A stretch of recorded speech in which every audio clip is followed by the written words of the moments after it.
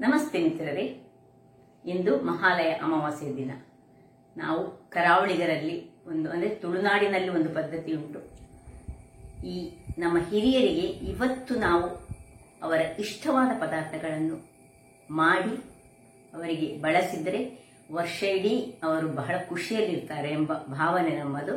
ಅದಕ್ಕೆ ಕೆಲವು ಇತರ ಕಾರಣಗಳು ಇವೆ. ಹಾಗಿರುವಾಗ ಇವತ್ತು ನಾನು ನನ್ನ ಮಿತ್ರರೊಬ್ಬರು, ಅಂದ್ರೆ ಅವರಿಗೆ ಬೋಟ್ ಉಂಟು, ಅವರೊಂದು ಬಹಳ ದೊಡ್ಡ ಬ್ಲ್ಯಾಕ್ ಮಾಂಜ್ಯ 2 ಪೀಸ್, ಅಂದ್ರೆ 2 ಪೀಸ್ಗಳಲ್ಲೇ ಒಂದು 1/4 ಕಿಲೋದಷ್ಟು ಅದು ದಪ್ಪವಾಗಿ ಉಂಟು. ಅಂತಹ ಒಂದು ದೊಡ್ಡ ಸೈಜಿನ ಮಾಂಜಿಯ ಪೀಸ್ ಅನ್ನು ಕೊಟ್ಟಿದ್ದಾರೆ. ಅದರಲ್ಲಿ ನಾವು ಕರಾವಳಿಗಳು ಮಾಡುವಂತಹ ಒಂದು ರುಚಿಕರವಾದ ಮಾಂಜಿಯ ಗ್ರೇವಿಯನ್ನು ಮಾಡಿದ್ದೇನೆ. ಅಂದ್ರೆ ನಿಮಗೆ ಗೊತ್ತಿರೋ ಹಾಗೆ ನಾವು ಕರಾವಳಿಗರು ಈ ಮೀನಿನ ಪದಾರ್ಥ ಮಾಡೋದ್ರಲ್ಲಿ ಬಹಳ ಫೇಮಸ್. ಅದು ಪ್ರತಿಯೊಂದು ಮೀನಿಗೂ ನಮ್ಮದು ಒಂದೊಂದು ರೀತಿಯ ಮಸಾಲೆ ಪದಾರ್ಥಗಳುಂಟು. ಹಾಗಿರುವಾಗ ಬನ್ನಿ ಇವತ್ತು ನಾವು ಈ ರುಚಿಕರವಾದ ಮಾಂಜಿಯ ಪದಾರ್ಥವನ್ನು ಹೇಗೆ ಮಾಡುವುದು. ಅಲ್ಲದೆ ನನ್ನ ವೀಕ್ಷಕರೊಬ್ಬರು ಹೇಳಿದ್ದಾರೆ, ಈ ಯಾವುದೇ ಒಂದು ಮೀನಿನ ಪದಾರ್ಥಕ್ಕೆ ಎಂಡಲ್ಲಿ ಈ ತೆಂಗಿನ ಎಣ್ಣೆಯೊಟ್ಟಿಗೆ 2 ಪೀಸ್ ಬೆಳ್ಳುಳ್ಳಿಯನ್ನು ಗುದ್ದಿ ಹಾಕಿದರೆ ಬಹಳ ಚೆನ್ನಾಗಿರ್ತದೆ ಅಂತ.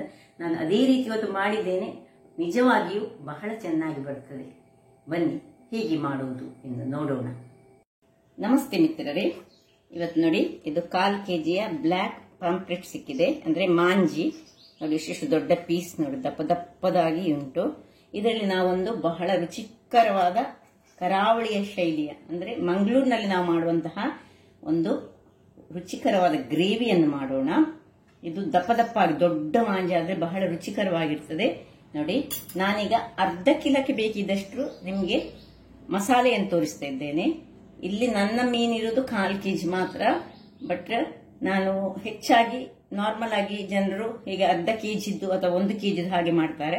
ಇದೀಗ ಅರ್ಧ kgಗೆ ಬೇಕಿದ್ದಂತಹ ಇಂಗ್ರೀಡಿಯೆಂಟ್ಸ್ ನೋಡಿ. ನಾನಿಲ್ಲಿ 8 ಬ್ಯಾಡಿಗೆ ಮೆಣಸು ತೆಗೆದುಕೊಂಡಿದ್ದೇನೆ, 2 ಊರಿನ ಮೆಣಸು ತೆಗೆದುಕೊಂಡಿದ್ದೇನೆ. ಇದು ಒಳ್ಳೆ ಖಾರ ಇರ್ತದೆ, ಆದರೆ ತುಂಬಾ ಖಾರ ಸಹ ಮಾಡೋದು ಬೇಡ. ನಾವು ಒಂದು ಅರ್ಧ ಚಮಚದಷ್ಟು ಓಮ, 150 ಗ್ರಾಮ್ಸ್ನಷ್ಟು ತೆಂಗಿನ ತುರಿ, 1 ಚಮಚದಷ್ಟು ಹಳದಿ ಪುಡಿ, 2 ಚಮಚದಷ್ಟು ಕೊತ್ತಂಬರಿ ಪುಡಿ, 1 ಚಮಚದಷ್ಟು ಜೀರಿಗೆ, ಅರ್ಧ ಚಮಚ ಮೆಂತೆ, 10 ಕಾಳಿನಷ್ಟು ಇದು ಪೆಪ್ಪರ್ಕಾರ್ನ್ಸ್ ಅಂದ್ರೆ ಕರಿಮೆಣಸು, ಒಂದು ರುಚಿಗೆ ತಕ್ಕಷ್ಟು ಉಪ್ಪು, ಮತ್ತೆ ಹುಳಿ ಬೇಕು.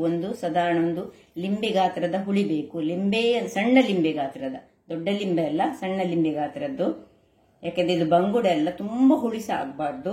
ಈಗ ಮೊದಲಿಗೆ ನಾವೇನ್ ಮಾಡಬೇಕು, ಸ್ವಲ್ಪ ಈ ಮೀನಿಗೆ ಸ್ವಲ್ಪ ಹಳದಿ ಮತ್ತು ಸ್ವಲ್ಪ ಉಪ್ಪನ್ನು ಹಾಕಿ ಮಿಕ್ಸ್ ಮಾಡಿ ಇಟ್ಕೊಳ್ಬೇಕು. ಯಾಕಂದ್ರೆ ಇದು ದಪ್ಪ ಮೀನಾದ್ರಿಂದ. ಇದು ಕ್ಲೀನ್ ಮಾಡಿದೆ ನೋಡಿ, ಇಲ್ಲೆಲ್ಲ ಇದರಲ್ಲಿ ಈ ರಕ್ತದ ಕಲೆಗಳೆಲ್ಲ ಇರ್ತದೆ. ಇದನ್ನು ನಾನು ಒಳ್ಳೆ ಕ್ಲೀನ್ ಮಾಡಿ ಇಟ್ಟುಕೊಂಡು ತಂದದ್ದು. ಈಗ 2 ಸತಿ ತೊಳೆದಿದ್ದೇನೆ ನೋಡಿ. ಇಂತಹ ಕಲೆಗಳಿರ್ತದೆ, ಅದೆಲ್ಲ ಹೋಗ್ಲಿಕ್ಕೆ ಈಗ ನಾವು ಸ್ವಲ್ಪ ಹಳದಿ ಮತ್ತು ಈ ದೊಡ್ಡ ಮೀನಾದ ಕೂಡಲೇ ಸ್ವಲ್ಪ ಅದಕ್ಕೆ ವಾಸನೆ ಸ್ವಲ್ಪ ಜಾಸ್ತಿ ಇರ್ತದೆ. ಅದರಿಂದಾಗಿ ಆದ್ರೆ ಇದು ಏನು ಮೀನಿನ ನಮಗೆ ಪದಾರ್ಥದಲ್ಲಿ ವಾಸನೆ ಬರಬಾರ್ದು. ಅಂದ್ರೆ ನಾವು ತುಳುವಲ್ಲಿ ಅದಕ್ಕೆ ಪುರಲ್ ಅಂತ ಹೇಳ್ತೇವೆ, ಅದು ಬರಬಾರ್ದು. ಆ ಒಂದು ಸ್ಮೆಲ್ ಇರದ ಹಾಗೆ ನಾವು ಹಳದಿ ಮತ್ತು ಉಪ್ಪನ್ನು ಹಾಕೊಂಡು ಇದನ್ನು ಚೆನ್ನಾಗಿ ಹೀಗೆ ಇಡಬೇಕು. ಮತ್ತೆ ಪುನೊಮ್ಮೆ ಇದನ್ನು ಕ್ಲೀನ್ ಮಾಡಿ ಮತ್ತೆ ನಮ್ಮ ಮಸಾಲೆ ಮಾಡಿದ ಮೇಲೆ ಇದಕ್ಕೆ ಹಾಕಬೇಕು. ಆಗ ಅದರ ವಾಸನೆ ಹೋಗ್ತದೆ. ಈಗ ಫ್ರೈ ಮಾಡಿಕೊಳ್ಳೋಣ. ವೀಕ್ಷಕರೇ, ಇಲ್ಲಿ ನೋಡಿ ಒಂದು ಕಡಾಯಿಯನ್ನು ಇಟ್ಟುಕೊಂಡಿದ್ದೇನೆ. ಇದಕ್ಕೆ ಸ್ವಲ್ಪ ತೆಂಗಿನ ಎಣ್ಣೆಯನ್ನು ಹಾಕೊಳ್ಳೋಣ. ಈಗ ಆ ತೆಂಗಿನ ಎಣ್ಣೆಯಲ್ಲಿ ಸ್ವಲ್ಪ ಒಂದು ಅರ್ಧ ಗೆಡ್ಡೆಯಷ್ಟು, ಸಣ್ಣ ಗೆಡ್ಡೆಯಷ್ಟು ಈರುಳ್ಳಿಯನ್ನು ಹೀಗೆ ಹಾಕೊಳ್ಳೋಣ. ಈರುಳ್ಳಿಯನ್ನು ಹಾಕೊಂಡು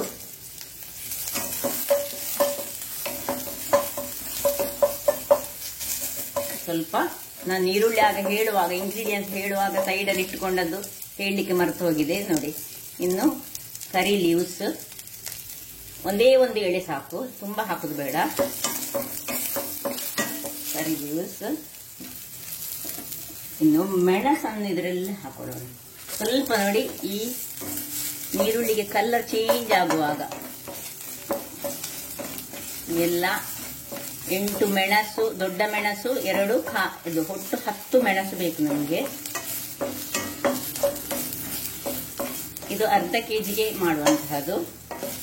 ನೋಡಿ, ಉರಿ ತುಂಬಾ ದೊಡ್ಡದಿಟ್ಕೊಳ್ಬೇಡಿ, ಹದಾದ ಉರಿ ಯಾವಾಗಲೂ ಬೇಕು. ತುಂಬಾ ಎಣ್ಣೆ ಸಹ ಹಾಕೊಳ್ಬೇಡಿ. ಇಲ್ಲಿ ಹದಾದಲ್ಲಿ ಸಹ 1 ಚಮಚದಷ್ಟು ಎಣ್ಣೆ ಹಾಕೊಂಡ್ರೆ ಸಾಕು.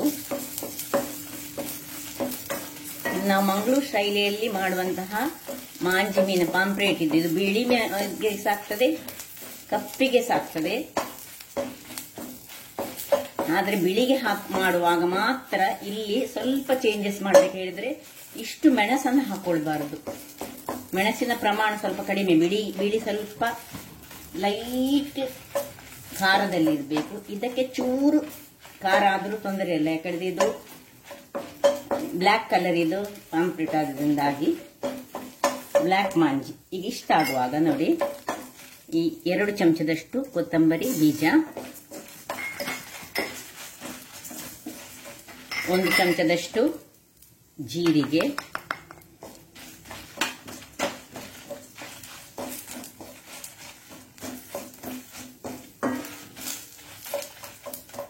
ಇನ್ನು ಮೆಂತೆ, ಅರ್ಧ ಚಮಚದಷ್ಟು ಮೆಂತೆ ಬೇಕು, ಮತ್ತು 10 ಕಾಳಿನಷ್ಟು ಕರಿಮೆಣಸು. ಒಳ್ಳೆ ಚೆನ್ನಾಗಿ ಇದು ಸಣ್ಣ ಉರಿಯಲ್ಲೇ ಫ್ರೈ ಆಗಬೇಕು. ನೋಡಿ ಹೇಗೆ ನೀರುಳ್ಳಿ ನೋಡಿ, ಇದಕ್ಕೆ ಹೀಗೆ ಈ ರೀತಿಯಾಗಿ ಇರಬೇಕು ನೀರುಳ್ಳಿ. ನೋಡಿ, ಕಪ್ಪಾಗಬಾರ್ದು ಅಥವಾ ಬ್ರೌನ್ ಶೇಪಿಗೆ ಬರಬಾರ್ದು. ಇನ್ನು ಇಲ್ಲಿ ನೋಡಿ, ಈ ಓಮ, ಕೊನೆಗೊಂದು ಓಮವನ್ನು ಹಾಕೊಳ್ಳೋಣ. ಓಮ ಬೇಗ ಹಾಕಿದ್ರೆ ಅದು ಕಪ್ಪಾಗ್ತದೆ, ಅಂದ್ರೆ ಪಕ್ಕ ಅದು ಫ್ರೈ ಆಗುದು. ಅದರಿಂದಾಗಿ ಲಾಸ್ಟಿಗೆ ಓಮ ಹಾಕಿ. ಈಗ ಇಲ್ಲಿ ನೋಡಿ, ಇದರಲ್ಲಿ ಈ ಕಪ್ಪಂಶ ಇರುವಂತಹ ತೆಂಗಿನ ತುರಿಯನ್ನು ಸ್ವಲ್ಪ ಒಂದು ಇಷ್ಟು, ಯಾಕೆ ಹೇಳಿದ್ರೆ ಬಿಳಿ ಅಂಶದಿಂದ ನಾವೀಗ ಹಾಲು ತೆಗೆದುಕೊಳ್ತಿದ್ದೇವೆ. ಸೊ ಕಪ್ಪಂಶ ಇರುವುದು ಮಾತ್ರ ಹಾಕೊಳ್ಬೇಕು. ಕಪ್ಪಂಶ ಅಂದ್ರೆ ನಿಮಗೆ ಗೊತ್ತಿರ್ಬೋದು, ತೆಂಗಿನ ಕಾಯಿ ತುರಿಯುವಾಗ ನೋಡಿ, ಇಲ್ಲಿ ಸುರಿನ ಮೇಲಿನ ಪಾಟನ್ನು ಸ್ವಲ್ಪ ಸುರಿಗೆ ತೆಗೆದಿಟ್ಟು, ಅದು ಬಿಳಿ ಪಾಟ್ ಇರ್ತದೆ, ಅದರಿಂದ ನಾವು ತೆಂಗಿನ ಹಾಲು ತೆಗೆಯುವುದು ನಾವು. ಈಗ ಅದು ಬ್ಲ್ಯಾಕ್ ಕಲರ್ ಇರೋದು ಕೆಳಗಿನ ಪಾಟಿನಿಂದ ಇದನ್ನು ಈ ಕಡಿಲಿಕ್ಕೆ, ಇದು ಫ್ರೈ ಮಾಡಲಿಕ್ಕೆ ಹಾಕೊಳ್ಳೋದು. ಸೊ ಇದನ್ನೀಗ ನಾನು ಆಫ್ ಮಾಡ್ಕೊಳ್ತೇನೆ ಇಷ್ಟೇ. ಮತ್ತೆ ಇದಕ್ಕೆ ಸ್ವಲ್ಪ ಹಲ್ದಿ ಪೌಡರ್ ಅನ್ನು ಹಾಕೊಂಡು ನಾವು ಇದನ್ನು ತಣ್ಣಗಾಗ್ಲಿಕ್ಕೆ ಬಿಡೋಣ. ಇನ್ನು ಉಳಿದ ಪಾಟಿಲಿ ಉಂಟಲ್ಲ, ಈ ತೆಂಗಿನ ಇದರಿಂದ ಬಿಳಿ ಪಾಟಿನಿಂದಾಗಿ ನನಗೆ ತೆಂಗಿನ ಹಾಲನ್ನು ತೆಗೆದು ತರ್ತೇನೆ. ತೆಂಗಿನ ಹಾಲನ್ನು ಹೇಗೆ ತೆಗೆದು ಹೇಳಿ ನನ್ನ ಹಿಂದಿನ ವಿಡಿಯೋಗಳಲ್ಲಿ ಉಂಟು, ನೀವು ನೋಡ್ಬೋದು. ನಮ್ಮ ಕರಾವಳಿಗರಿಗೆ ಎಲ್ಲರಿಗೂ ಗೊತ್ತಿರುವಂಥದ್ದು, ಇದು ಕರಾವಳಿ ಶೈಲಿದ್ದೇ ಮೀನಿನ ಪದಾರ್ಥ. ನೋಡಿ, ಈಗ ಇದನ್ನು ನಾನು ಮಿಕ್ಸಿಗೆ ಹಾಕಿ ಇದರಲ್ಲಿ ಹಾಲು ತೆಗೆದು ತರ್ತೇನೆ. ವೀಕ್ಷಕರೇ, ಇಲ್ಲಿ ನೋಡಿ, ತೆಂಗಿನ ಹಾಲು ರೆಡಿ ಆಯಿತು. ನಾನು 150 ಗ್ರಾಮ್ಸಲ್ಲಿ 20 ಗ್ರಾಮ್ಸ್ನಷ್ಟು ಮಾತ್ರ ಇದಕ್ಕೆ ಹಾಕೊಂಡದ್ದು. ಅದರ ಅಡಿಭಾಗವನ್ನು ಸ್ವಲ್ಪ ಕೆಳಗಿನ, ಮತ್ತೆ ಫುಲ್ಲು ಉಳಿದದ್ದೆಲ್ಲ ತೆಂಗಿನ ಹಾಲು ತೆಗೆದಿಟ್ಟಿದ್ದೇನೆ. ದಪ್ಪ ಹಾಲು ಉಂಟು ನೋಡಿ, ಹೀಗೆ ಬಂದಿದೆ ನೋಡಿ. ಈಗ ಇದು ಸಣ್ಣಗಾಗಿದೆ. ಈಗ ನಾವಿದನ್ನು ಒಂದು ಮಿಕ್ಸಿ ಜಾರಿಗೆ ಹಾಕೊಂಡು ಇದನ್ನು ಒಳ್ಳೆ ಗ್ರೈಂಡ್ ಮಾಡ್ಕೊಂಡು ತರುವಾಗ ಈಗ ಇದನ್ನು ಹಾಕುವಾಗ ಒಂದು 8 ಎಸಳಿನಷ್ಟು ಬೆಳ್ಳುಳ್ಳಿ ಬೇಕು ನಮಗೆ. ಮತ್ತೆ ಹುಳಿ, ಒಂದು ಸಣ್ಣ ಲಿಂಬೆ ಗಾತ್ರದಷ್ಟು ಹುಳಿ ಬೇಕು. ಮತ್ತೆ ಸ್ವಲ್ಪ ಒಂದು ಅರ್ಧ ಇಂಚಿನಷ್ಟು ಶುಂಠಿಯನ್ನು ಕಟ್ ಮಾಡಿಕೊಂಡು ಇದರಲ್ಲಿ ಹಾಕೊಳ್ಬೇಕು. ಇಷ್ಟು ಎಕ್ಸ್ಟ್ರಾ ಅಂಶಗಳು. ಮತ್ತೆ ಎಲ್ಲ ನಾವು ಏನೆಲ್ಲ ಫ್ರೈ ಮಾಡಿಟ್ಕೊಂಡಿದ್ದೇವೆ, ರೋಸ್ಟ್ ಮಾಡಿದ್ದೇವೆ ಸ್ವಲ್ಪ ಎಣ್ಣೆಯಲ್ಲಿ, ಅದನ್ನು ಇದರಲ್ಲಿ ಹಾಕಿ ನೀರನ್ನು ಹಾಕೊಂಡು ಒಳ್ಳೆ ಫೈನ್, ಅಷ್ಟು ಫೈನ್ ಆಗ್ಬೇಕು. ಹೇಳಿದ್ರೆ ಈ ಕಾಡಿಗೆ ಎಷ್ಟು ಫೈನ್ ಆಗ್ಬೇಕು ಅಷ್ಟು ಫೈನ್ ಪೇಸ್ಟ್ ಆಗಿ ನಾನು ಈಗ ಮಾಡಿ ತರ್ತೇನೆ ಇದನ್ನು. ವೀಕ್ಷಕರೇ, ಇಲ್ಲಿ ನೋಡಿ ಹೀಗೆ ಆಗಿದೆ ನೋಡಿ, ಇಷ್ಟು ಫೈನ್ ಆಗಿ ಆಗ್ಬೇಕು. ಈಗ ಇಲ್ಲಿ ಒಂದು ಪಾತ್ರೆಯನ್ನು ಇಟ್ಟುಕೊಂಡಿದ್ದೇನೆ, ಮಣ್ಣಿನ ಪಾತ್ರೆ. ಈಗ ಇದಕ್ಕೆ ಇದನ್ನು ಶಿಫ್ಟ್ ಮಾಡಿಕೊಳ್ಳೋಣ.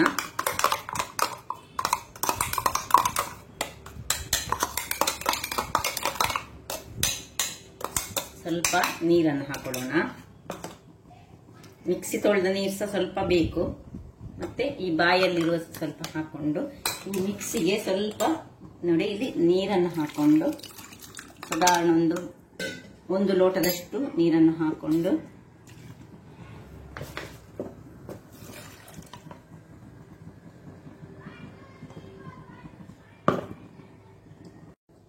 ನೋಡಿ ಸ್ವಲ್ಪ ಮಿಕ್ಸಿ ತೊಳೆದ ನೀರನ್ನು ಸಹ ಹಾಕೊಂಡಿದ್ದೇನೆ. ನಾನು ಎಲ್ಲ ಮಸಾಲೆಯನ್ನು ತೆಗೆದುಕೊಳ್ಳಿಲ್ಲ, ಯಾಕೆ ಹೇಳಿದ್ರೆ ನನ್ನ ಹತ್ರ ಇರೋದು 1/4 ಕಿಲೋದಷ್ಟು ಮಾತ್ರ ಮೀನು. ಆದ್ರಿಂದಾಗಿ ನಾನು ಇಷ್ಟೇ ಮಸಾಲೆಯನ್ನು ತೆಗೆದುಕೊಂಡಿದ್ದೇನೆ. ಸ್ವಲ್ಪ ಮಸಾಲೆಯನ್ನು ಹಾಗೆ ಇಟ್ಟುಕೊಂಡೆ. ಇಲ್ಲಿ ಈಗ ಉಪ್ಪನ್ನು ಹಾಕೊಳ್ಳೋಣ, ರುಚಿಗೆ ತಕ್ಕಷ್ಟು ಉಪ್ಪನ್ನು ಹಾಕೊಂಡಾಯ್ತು. ಈಗ ಉಪ್ಪನ್ನು ಹಾಕೊಂಡ ಮೇಲೆ ಇದಕ್ಕೆ ನಾವು ಹೆಚ್ಚಿಟ್ಟಂತಹ ಒಂದು ದೊಡ್ಡ ನೀರುಳ್ಳಿ ತೆಗೆದುಕೊಂಡಿದ್ದೇನೆ. ಅದರಲ್ಲಿ ಅರ್ಧ ನೀರುಳ್ಳಿಯಷ್ಟು ನಾನು ಆಗ ಫ್ರೈ ಮಾಡುವಾಗ ಹಾಕೊಂಡಿದ್ದೇನೆ. ಪುನಃ ಅದರಲ್ಲಿ ಅರ್ಧದಷ್ಟು ನೀರುಳ್ಳಿಯನ್ನು ಹೀಗೆ ಈಗ ಈ ಮಸಾಲೆಗೆ ಹಾಕೊಳ್ತಿದ್ದೇನೆ. ಇನ್ನು ಸ್ವಲ್ಪ ಇಟ್ಟುಕೊಂಡಿದ್ದೇನೆ, ಇದನ್ನು ಸಣ್ಣದಾಗಿ ಹೆಚ್ಚಿಟ್ಟುಕೊಂಡಿದ್ದೇನೆ. ಇದಕ್ಕೊಂದು ಒಗ್ಗರಣೆ ಕೊಡ್ಲಿಕ್ಕೆ ಉಂಟು, ಅದಕ್ಕೆ ಬೇಕು. ಈಗ ಒಂದು ಕಾಯಿ ಮೆಣಸು, ನಿಮ್ಗೆ ಬೇಕಿದ್ರೆ 2-3 ಹಾಕೊಳ್ಬಹುದು. ನನಗೆ ಹೆಚ್ಚು ಖಾರ ಬೇಡ ಅಂತ ಹೇಳಿ ನಾನು ಹಾಕೊಳ್ತಿಲ್ಲ. ಹೀಗೆ ಕಟ್ ಮಾಡ್ಕೊಂಡು ಹಾಕೊಂಡೆ ನೋಡಿ. ಇನ್ನು ಸ್ವಲ್ಪ ದೊಡ್ಡ ಉರಿ ಇಟ್ಟುಕೊಂಡು ಇದನ್ನು ಕುದಿಲಿಕ್ಕೆ ಬಿಡೋಣ. ನಾವು ಅದಕ್ಕೆ ಮುಚ್ಚಳವನ್ನು ಮುಚ್ಚಿಕೊಳ್ಳೋಣ. ವೀಕ್ಷಕರೇ ನೋಡಿ ಹೇಗೆ ನೋಡಿ ಒಳ್ಳೆ ಕುದಿತಾ ಬಂತು. ನೋಡಿ ಹೇಗೆ ಕುದಿತಾ ಉಂಟು ನೋಡಿ. ಸೊ ಹೀಗೆ ಬರಬೇಕು. ಹೀಗೆ ಕುದಿಯುವಾಗ ಈಗ ಒಂದು ಉಪ್ಪನ್ನು ಚೂರು ಚೆಕ್ ಮಾಡ್ಕೊಳ್ಳೋಣ. ಹೆಚ್ಚು ಉಪ್ಪು ಸಹ ಬೇಡ, ಯಾಕಂದ್ರೆ ನಾವು ಸ್ವಲ್ಪ ಮೀನಿಗೆ ಸಹ ಉಪ್ಪನ್ನು ಹಾಕೊಂಡಿದ್ದೇವೆ. ಈಗ ಈ ಮೀನನ್ನು ಇಲ್ಲಿ ನೋಡಿ, ಇದನ್ನು ಸ್ವಲ್ಪ ನೀರನ್ನು ಹಾಕೊಳ್ಳೋಣ. ನೀರನ್ನು ಹಾಕೊಂಡು ನಾವು ಚೂರು ಕ್ಲೀನ್ ಮಾಡ್ಕೊಳ್ತಾ ಇದ್ದೇನೆ ನಾನು ಇದಕ್ಕೆ. ಯಾಕೆ ಹೇಳಿದರೆ ಇದರಲ್ಲಿರುವ ಯಾವುದೇ ಒಂದು ಸ್ಮೆಲ್ ಹೀಗೆ ಕ್ಲೀನ್ ಮಾಡಿದರೆ ಅದರಲ್ಲೇ ಹೋಗ್ತದೆ. ಇದು ದಪ್ಪ ಆದ್ರಿಂದಾಗಿ ಸಣ್ಣ ಸಣ್ಣ ಮೀನಾದ್ರೆ ಹೀಗೆ ಮಾಡುವ ಅವಶ್ಯಕತೆ ಇರುವುದಿಲ್ಲ. ಈಗ ಇಲ್ಲಿ ನೋಡಿ, ನಾನು ಈ ತೆಂಗಿನ ಹಾಲನ್ನು ಇಷ್ಟು ಕುದಿ ಬಂದ ಮೇಲೆ ಈ ತೆಂಗಿನ ಹಾಲನ್ನು ಇದಕ್ಕೆ ಹಾಕೊಳ್ತಿದ್ದೇನೆ. ಒಳ್ಳೆ ಕುದಿ ಬಂದ ಮೇಲೆ ಹಾಕೊಳ್ಬೇಕು. ನೋಡಿ ಹೇಗೆ ಬಂತು ನೋಡಿ. ಈಗ ಒಂದು ಕುದಿ ಬರಲಿ. ಒಂದು ಕುದಿ ಬರಲಿಕ್ಕೆ ಹೀಗೆ ಅಡ್ಡ ಇಟ್ಟುಕೊಳ್ಬೇಕು. ಯಾಕೆ ಹೇಳಿದ್ರೆ ಫುಲ್ ಮುಚ್ಚಿಕೊಳ್ಬಾರ್ದು. ಒಂದು ಕುದಿ, ಯಾಕೆ ಹೇಳಿದ್ರೆ ಅದು ಹಾಲು ಹಾಕಿದ್ರಿಂದಾಗಿ ಉಕ್ಕುವ ಚಾನ್ಸ್ ಇರ್ತದೆ. ಸ್ವಲ್ಪ ಅಡ್ಡದಲ್ಲಿ ಇಟ್ಟುಕೊಂಡು ಒಂದು ಕುದಿಗೆ ನಾವು ಕಾಯೋಣ. ನೋಡಿ ವೀಕ್ಷಕರೇ, ನೋಡಿ ಒಂದು ಸಣ್ಣ ಕುದಿ ಬರ್ತಾ ಉಂಟು. ಇಷ್ಟು ಕುದಿ ಬರುವಾಗ ನಾವು ಈ ಮೀನನ್ನು ಒಳ್ಳೆ ಇದರ ನೀರನ್ನು ಚೂರು ಸಹ ಇರಬಾರ್ದು. ಅಂದ್ರೆ ಇದು ಒಳ್ಳೆ ಬೆಳೆದ ಮೀನಾದ್ರಿಂದಾಗಿ ನಾವು ಹೀಗೆ ಮಾಡ್ತಿದ್ದೇವೆ. ಹೀಗೆ ಇದನ್ನು ಇದಕ್ಕೆ ಹಾಕೊಳ್ಳೋಣ.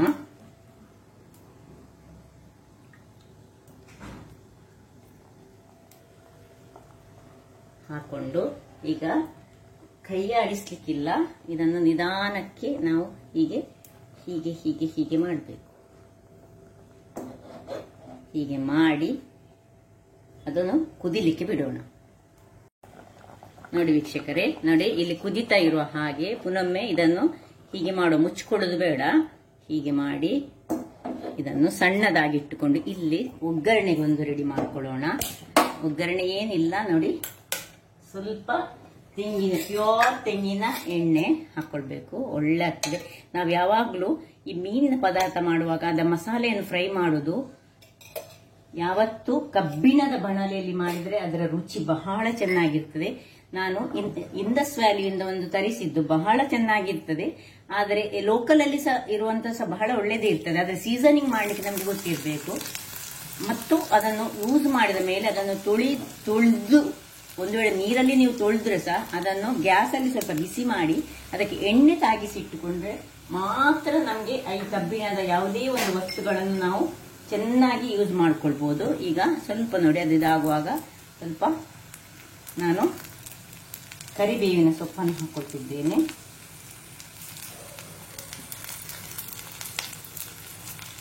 ಸ್ವಲ್ಪ ತಿರುಗಿಸಿಕೊಳ್ಳೋಣ. ಇದೀಗ ಕಲರ್ ಬರಬೇಕು ಸ್ವಲ್ಪ. ಆಗ ನೋಡಿ, ನಾವು ಮಸಾಲೆ ಫ್ರೈ ಮಾಡುವಾಗ ಆ ನೀರುಳ್ಳಿ ತುಂಬ ಕಾಯಬಾರ್ದು, ಸ್ವಲ್ಪ ಕಾಯಬೇಕು. ಆದರೆ ಈ ಒಗ್ಗರಣೆ ಹಾಕುವಾಗ ಇಲ್ಲಿ ನಾವು ಏನು ಮಾಡಬೇಕು ಹೇಳಿದರೆ, ಸರಿ ಅದು ಒಳ್ಳೆ ಬ್ರೌನ್ ಕಲರ್ ಬರಬೇಕು. ಇನ್ನು ಬೇಕಿದ್ದರೆ ನನ್ನೊಬ್ಬರು ವೀಕ್ಷಕರು ಹೇಳಿದ್ರು, ಈ ಹೊತ್ತಿನಲ್ಲಿ ಒಂದು ಸಣ್ಣ ಸ್ವಲ್ಪ ಬೆಳ್ಳುಳ್ಳಿಯನ್ನು ಈ ಎಣ್ಣೆಗೆ ಹಾಕೊಂಡ್ರೆ ಬಹಳ ಚೆನ್ನಾಗಿ ಬರ್ತದೆ ಅಂತ ಹೇಳಿದ್ದಾರೆ. ಇದು ಅವರು ಹೇಳಿದ ಪ್ರಕಾರ ನಾನು ಮಾಡ್ತಿದ್ದೇನೆ. ಸಣ್ಣ ಒಂದು 2 ಬೆಳ್ಳುಳ್ಳಿಯನ್ನು ನಾನು ಹಾಕೊಳ್ತಿದ್ದೇನೆ, ಸಣ್ಣದಾಗಿ ಕತ್ತರಿಸಿ. ಇದು ನನ್ನ ಸ್ಟೈಲಲ್ಲಿ ಅಲ್ಲ, ಅವರು ಹೇಳಿದ್ರು ಹಾಗೆ. ನೋಡುವ ಹೇಗೆ ಬರ್ತದೆ ನೋಡು ಈ ಸರ್ತಿ. ಹಾಗಾದ್ರೆ ನೋಡಿ, ಸಣ್ಣದಾಗಿ ಕತ್ತರಿಸಿ ಹಾಕಿದರೆ ಬಹಳ ಒಳ್ಳೇದಾಗ್ತದೆ ಅಂತ ಹೇಳಿದ್ರು. ನೋಡಿ, ಇಷ್ಟು ಕಲರ್ ಬರಬೇಕು. ಕಲರ್ ಆಗುವಾಗ ಇದನ್ನು ಆಫ್ ಮಾಡ್ಕೊಳ್ಳೋಣ. ಆಫ್ ಮಾಡಿಕೊಂಡು ಸೀದಾ ತೆಗೆಯುವುದು. ನೋಡಿ, ಇಲ್ಲಿ ಈಗ ನೋಡಿ ಇದೊಳ್ಳೆ ಕುದಿ ಬಂದಿದೆ. ನೋಡಿ ಹೇಗೆ ಬಂದಿದೆ, ನೋಡಿ ಹೇಗೆ ಮೀನು. ಈಗ ಸೀದಾ ಅದಕ್ಕೆ ಹಾಕೋಣ. ಆಯ್ತು, ಏನು ಚೆನ್ನಾಗಿ ನೋಡಿ ಹೀಗೆ ಬಂದಿದೆ. ನೋಡಿ ನೋಡಿ ಮೀನು ಸಹ ಹೆಚ್ಚು. ಇನ್ನು ಇದನ್ನು ಆಫ್ ಮಾಡ್ಕೊಳ್ಳೋಣ. ನೋಡಿ ಒಳ್ಳೆ ಕುದಿ ಬರ್ತಾ ಉಂಟು, ಹೇಗೆ ಬರ್ತಾ ಉಂಟು ನೋಡಿ ಕುದಿ ಕಾಣ್ತದಲ್ಲ. ಇನ್ನೀಗ ಆಫ್ ಮಾಡಿಕೊಂಡು ಕೂಡಲೇ ಮುಚ್ಚಿ ಬಿಡೋಣ.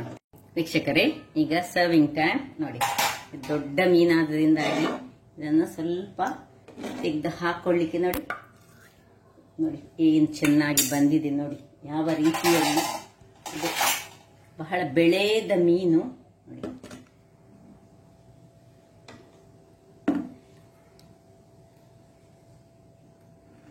ಇನ್ನೊಂದನ್ನು ಸಹ ಹಾಕೊಳ್ಬೋದು, 2 ಸಹ ಒಟ್ಟಿಗೆ ಹಾಕೊಂಡ್ರೆ ಸಹ ಆಗ್ತದೆ. ನೋಡಿ, ಇನ್ನೊಂದನ್ನು ಸಹ ನಾನು ಚೆನ್ನಾಗಿ ತೆಗೆದು ಹಾಕೊಳ್ತೇನೆ.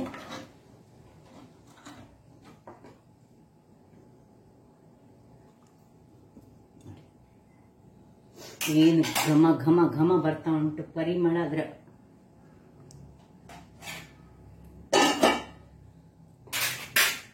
ನೋಡಿದ್ರಲ್ಲ ವೀಕ್ಷಕರೇ, ಬಹಳ ಸುಲಭ ರೀತಿಯಲ್ಲಿ, ಅಂದರೆ ಈ ಮಂಗಳೂರು ಹಾಗೂ ಉಡುಪಿ ಶೈಲಿ, ಅಂದ್ರೆ ಕರಾವಳಿಯ ಶೈಲಿಯಲ್ಲಿ, ತುಳುನಾಡಿನಲ್ಲಿ ಈ ರೀತಿಯಾಗಿ ಈ ಮಾಂಜಿ ಫಿಶ್ ಅನ್ನು ಮಾಡುದು. ಇದರ ಗ್ರೇವಿ ಒಂದು ಬಟ್ಟಲು ಊಟ ಮಾಡಬಹುದು ಮತ್ತು ಬಹಳ ರುಚಿಕರವಾದ ಮೀನು. ಅದು ಸಹ ಬೆಳೆದ ಮೀನು ಹೇಳಿದರೆ ಅದು ಬಹಳ ರುಚಿಕರವಾಗಿರ್ತದೆ. ಅದನ್ನು ಇದೇ ರೀತಿಯಲ್ಲಿ ಮಾಡಬೇಕು. ಸಣ್ಣ ಮೀನು ಸಿಗ್ತದೆ, ಅದನ್ನು ಸ್ವಲ್ಪ ಅದರ ಕ್ರಮ ಬೇರೆ ಮಾಡುದು. ಇದೀಗ ಈ ಬೆಳೆದ ಮೀನನ್ನು ಹೇಗೆ ಮಾಡುವುದು ಎಂದು ನಾನು ನಿಮಗೆ ತೋರಿಸಿಕೊಟ್ಟಿದ್ದೇನೆ. ಹಾಗಾದರೆ ನನ್ನ ಈ ಕುಕಿಂಗ್ ಚಾನೆಲ್ ನಿಮಗೆ ಇಷ್ಟ ಆದರೆ ಬೋಳೂರು ಸುವರ್ಣ ಚಾನೆಲ್ ಅನ್ನು ಲೈಕ್ ಮಾಡಿ, ಶೇರ್ ಮಾಡಿ ಹಾಗೂ ಸಬ್ಸ್ಕ್ರೈಬ್ ಮಾಡಿ ಹಾಗೂ ನನ್ನ ಇನ್ಸ್ಟಾಗ್ರಾಮ್ ಪೇಜ್ ಅನ್ನು ಫಾಲೋ ಮಾಡಿ. ಧನ್ಯವಾದಗಳು.